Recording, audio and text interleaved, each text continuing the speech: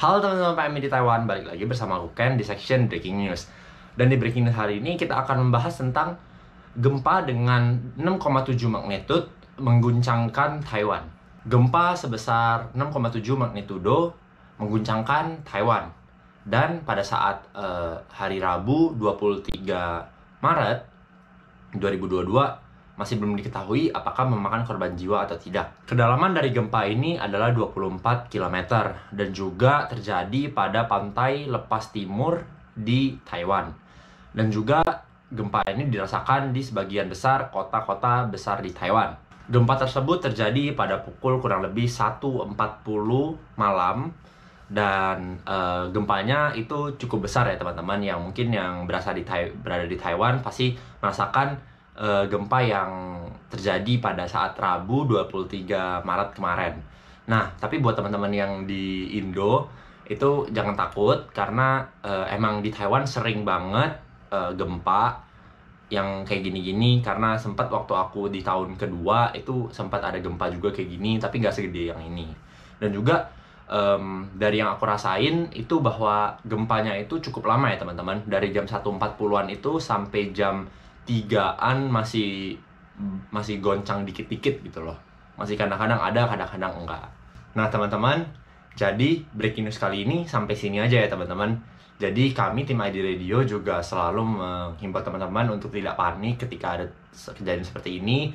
Ketika teman-teman udah takut, langsung aja keluar dari kamar atau keluar dari mana ke jalan gede yang di samping-sampingnya nggak ada gedung, dan pasti itu lebih aman kok teman-teman.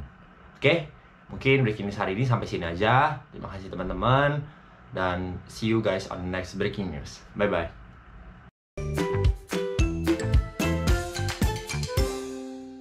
Halo teman-teman PMI di Taiwan, balik lagi bersama aku Ken di section Fun Fact. Dan di Fun Fact kali ini kita akan membahas tentang gimana sih caranya beli tiket bus dari 7-Eleven.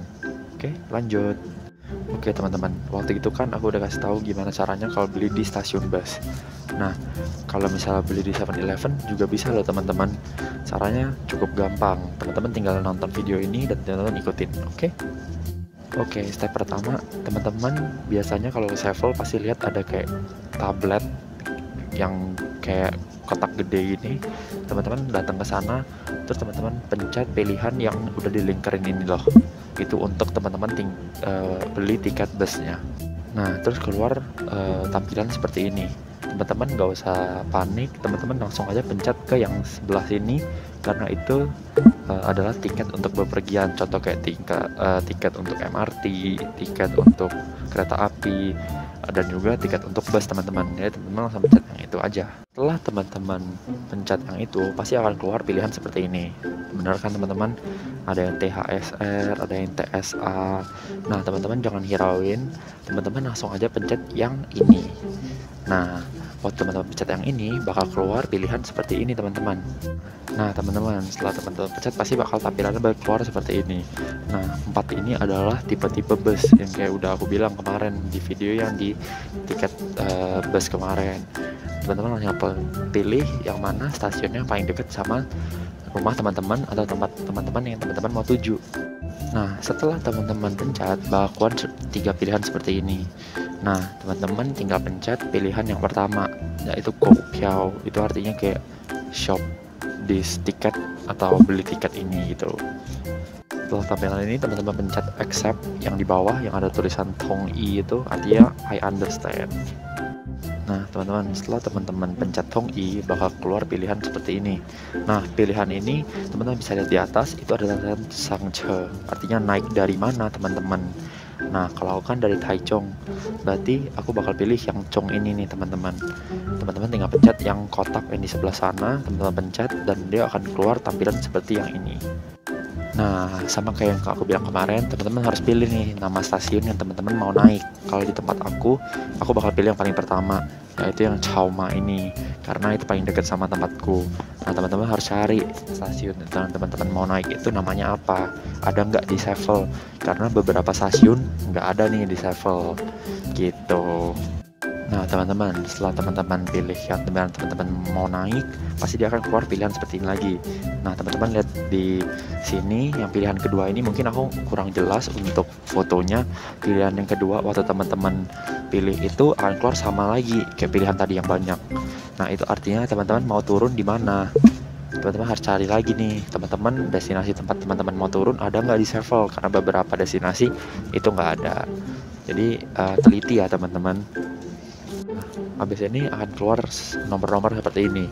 Nah nomor-nomor ini merupakan teman-teman mau naik atau beli tiketnya itu pada jam berapa. Kalau aku belinya mau jam 2-an, berarti aku pilih yang ini. Nah teman-teman, jadi setelah teman-teman pencet pilihannya yang mana, dia bakal keluar kayak kurang lebih di jam 2 itu ada tiket jam berapa aja sih, kayak contoh jam 2.26, jam 2.48, jam 2.56. Nah itu teman-teman pilihlah teman-teman mau yang mana. Nah setelah teman-teman pilih tiketnya jam berapa, dia akan muncul pilihan kayak gini. Nah teman-teman bisa pilih yang pertama itu pilihannya teman-teman mau pergi aja atau teman-teman mau beli yang langsung pergi dan pulang PP gitu. Nah kalau aku belinya yang satu waktu pergi aja karena aku maunya yang lebih fleksibel gitu. Nah setelah teman-teman pilih, teman-teman bakal diminta nomor HP teman-teman. Nah teman-teman tinggal tulis. Terus teman-teman juga pilihnya yang atas ya, yang ini teman-teman pencet 1, terus teman-teman check out. Nah setelah teman-teman menyelesaikan tahap-tahap tadi, teman-teman baru bisa pilih teman-teman mau duduknya di mana. Nah setelah itu teman-teman pilih, teman-teman klik tempat yang teman-teman mau dan dia bakal dicentang, dan setelah itu teman-teman pencet next. Nah kalau udah kayak gitu akan ada nota yang keluar nih teman-teman dari mesinnya. Nah kurang lebih tampilannya kayak gini. Setelah kayak gini teman-teman langsung bawa karcisnya yang tadi notanya ke kasir untuk teman-teman bayar dan print tiket busnya. Oke? Nah oke teman-teman, jadi aku berharap dari Funfact kali ini teman-teman udah bisa beli tiket bus di Sevel. Oke? Aku Ken pamit undur diri dulu. Bye bye, see you.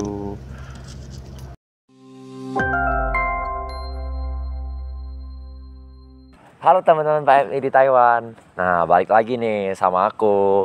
Terus juga sama Kamira.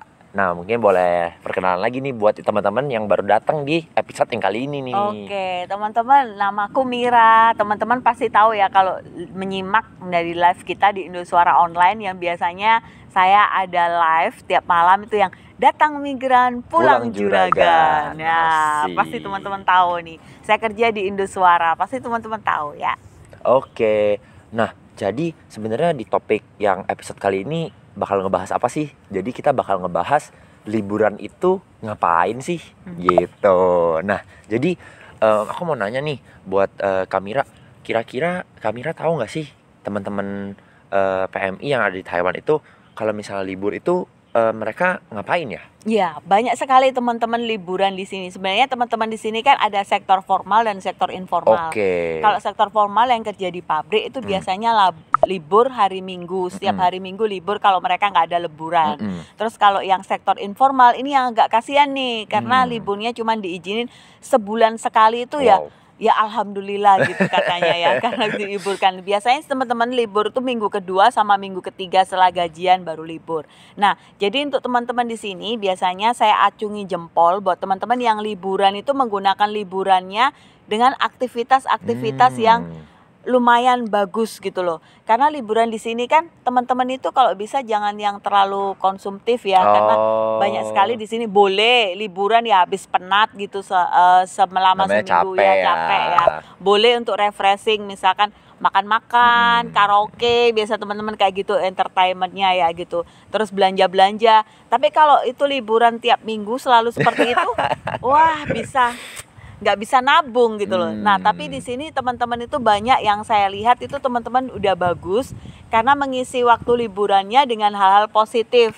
Seperti kita kan ada kelas yang kayak yang tadi yang kalau misalnya buat teman-teman yang baru datang, coba dicek dulu loh video yang sebelumnya. kita ada ngebahas tentang Community Learning Center. Nah, itu benefitnya bakal banyak banget buat teman-teman. Dicek dulu kali video yang itu ya. Kursus-kursus les-les gitu. Bener. Ya, yang Nah, bersertifikat universitas. Nah, jadi teman-teman biasanya ada gitu seperti itu. Terus ada juga kita ada seminar dengan BNI biasanya, edukasi keuangan gitu ya.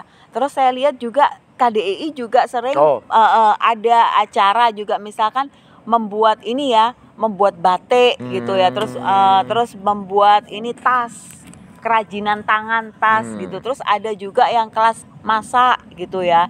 Nah, itu banyak sekali. Terus kita juga ada edukasi keuangan juga. Terus biasanya juga teman-teman yang tergabung di organisasi-organisasi Taiwan itu juga datang setiap minggu biasanya ke tempat kita untuk konsultasi atau untuk sharing ya, untuk berbagi misalkan pengaduan teman-teman PMI masalahnya apa, terus untuk acara-acara ke depannya apa gitu.